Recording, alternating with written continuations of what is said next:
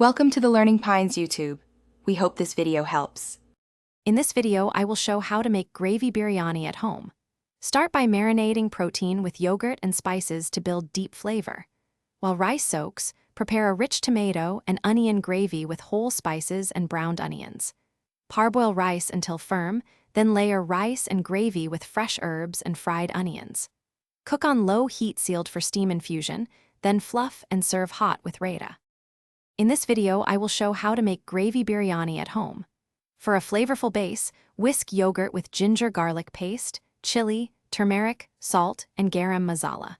Coat the protein thoroughly and let it rest so the spices penetrate well.